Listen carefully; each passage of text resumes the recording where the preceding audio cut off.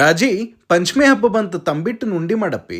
ಅಯ್ಯ, ತಂಬಿಟ್ಟಿನ ಉಂಡಿ ತಿನ್ಬೇಕು ಅನ್ಸಾತೈತೆ ನಿಮ್ಗ. ತಡ್ರಂಗಾರ ಮಾಡ್ಕೊಡ್ತೇನಂತ. ಫಸ್ಟ್ ನಾ ಅದಕ್ಕೆ ಏನ್ ಮಾಡ್ತೇನಂದ್ರ ಒಲಿ ಮ್ಯಾಗ ಒಂದ್ ಬಾಳ್ಗಿ ಇಟ್ಟು ಅದಕ್ಕೊಂದ್ ಸ್ವಲ್ಪ ತುಪ್ಪ ಹಾಕಿ ಒಂದ್ ಬಟ್ಲ ಆಗುವಷ್ಟು ಗೋಧಿ ಹಿಟ್ಟು ಹಾಕಿ ಅದನ್ನ ಚಲೋ ತಂಗ ಫ್ರೈ ಮಾಡ್ಕೋತೇನಿ. ಆಮೇಲೆ ಅದಕ್ಕ ಒಂದ್ ಅರ್ಧ ಬಟ್ಲ ಆಗುವಷ್ಟು ಹಸೆ ಕಡ್ಲಿ ಹಿಟ್ಟು ಹಾಕಿ ಅದನ್ನು ಚಲೋ ತಂಗ ಫ್ರೈ ಮಾಡ್ಕೋಬೇಕ. ಕಲರ್ ಚೇಂಜ್ ಆಗಿ ಚಂದಂಗ ಘಮ ಬರ್ತಿರ್ಬೇಕ. ಆಮೇಲೆ ಇದನ್ನ ಎತ್ತಿ ಆರಾಕಿಡ್ಬೇಕು. ಈ ಕಡೆ ಒಲಿ ಮೇಲೆ ಒಂದ್ ಪಾತ್ರೆ ಇಟ್ಟು ಅದಕ್ಕೆ ಒಂದ್ ಬಟ್ಲ ಆಗುವಷ್ಟು ಬೆಲ್ಲ ಹಾಕಿ ಒಂದ್ ಸ್ವಲ್ಪ ನೀರ್ ಹಾಕಿ ಆ ಬೆಲ್ಲನ ಚಲೋ ತಂಗ ಕರಗಿಸ್ಕೋಬೇಕಾದ. ಆಣ ಮಾಡೋ ಅವಶ್ಯಕತೆ ಇಲ್ಲ, ಜಸ್ಟ್ ಬೆಲ್ಲ ಹಿಂಗ ಕರಗಿದ್ರೆ ಸಾಕ. ಆಮೇಲೆ ಅದನ್ನ ಫಿಲ್ಟರ್ ಮಾಡ್ಕೊಂಡು ರೆಡಿ ಇಟ್ಕೋಬೇಕ. ಈಗ ಇದು ಒಂದ್ ಸ್ವಲ್ಪ ಉಗುರ್ ಬೆಚ್ಚಗಾಗಿಂದ ಈ ಕಡೆ ಒಂದ್ ಬುಟ್ಟಿ ತಗೊಂಡು ನಾವೇನ್ ಹುರಿದಿಟ್ಕೊಂಡಿರ್ತೇವಲ್ಲ ಗೋಧಿ ಹಿಟ್ಟು ಕಡ್ಲಿ ಹಿಟ್ಟು ಅದ್ ಬುಟ್ಟಿಗೆ ಹಾಕಿ ಜೊತೆಗೆ ಒಂದ್ ಸ್ವಲ್ಪ ಯಾಲಕ್ಕಿ ಪೌಡ್ರ್ ಹಂಗ ಬೆಲ್ಲದ ಆಣ ಹಾಕಿ ಚಲೋ ತಂಗ ಹಿಂಗ ಮಿಕ್ಸ್ ಮಾಡ್ಕೊಂತ ಇರ್ಬೇಕು. ನಿಮ್ಗೆ ಎಷ್ಟ್ ಬೇಕಲ್ಲ ಅಷ್ಟಿಷ್ಟ ಆಣ ಹಾಕೊಂಡ ಹಿಂಗ ಚಂದಂಗ ಮಿಕ್ಸ್ ಮಾಡ್ಕೊಂತ ಇರ್ಬೇಕ. ನೋಡ್ರಿ, ಉಂಡಿ ಮಾಡೋ ಅದಕ್ಕದ್ ಬಂದಾಗ ಕೈಗೆ ಒಂದ್ ಸ್ವಲ್ಪ ತುಪ್ಪ ಹಚ್ಕೊಂಡು ಇನ್ನೊಂದ್ಸಲ ಹಿಟ್ನೆಲ್ಲ ಅದನ್ನು ಚಲೋ ತಂಗ ಹಿಂಗ ನಾದ್ಕೋಬೇಕ. ಈಗಿದ ಉಂಡಿ ಮಾಡೋ ಅದಕ್ಕ ರೆಡಿ ಆಗಿರ್ತೈತಿ. ಈಗ ಕೈಗೆ ಒಂದ್ ಸ್ವಲ್ಪ ತುಪ್ಪ ಹಚ್ಕೊಂಡು ಇದ್ರಾಗಿಂದ ಹಿಂಗ್ ಸಣ್ಣ ಸಣ್ಣ ಭಾಗ ತಗೊಂಡು ಚಂದಂಗ ರೌಂಡ್ ಶೇಪ್ ಕೊಟ್ಟು ಉಂಡಿ ಮಾಡಿದ್ರ